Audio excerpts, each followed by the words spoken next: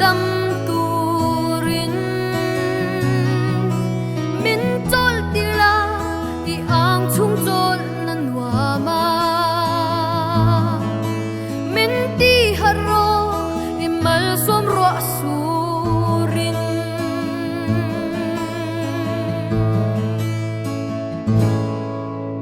kang nghe na che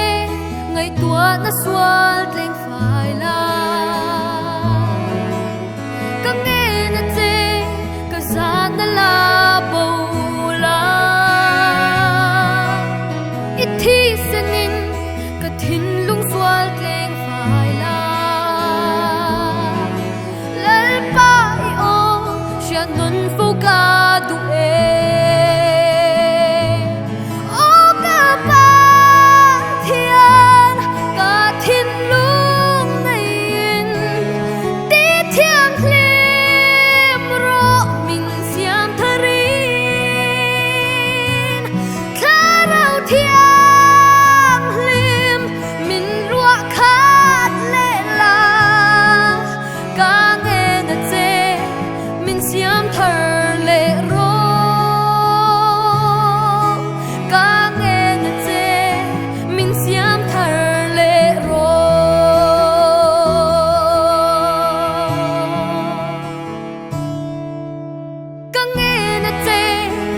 ram chân chín min chuyện ta kang nghe na che ni kong a min shuai ro dâu ta ma chon thei turin min ti chak ta ni tin ne zen turin min puyang che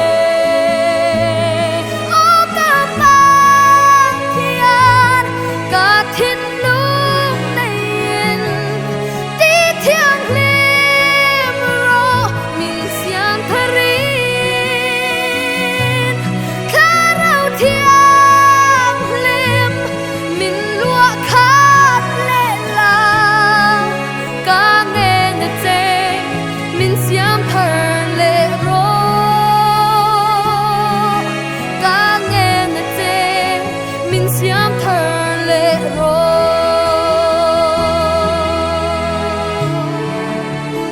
min siam thar le ro lal ba min siam thar le ro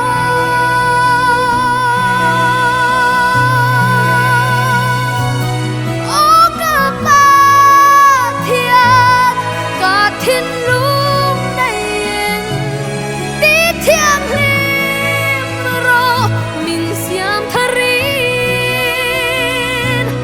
kha rau thiang lim min lua khat le lang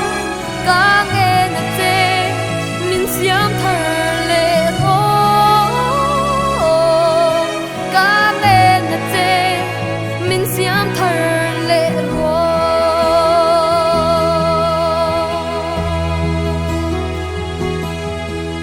kang nghe na che eng kim siam chat turin thin lung en som bum kha ta thok dunin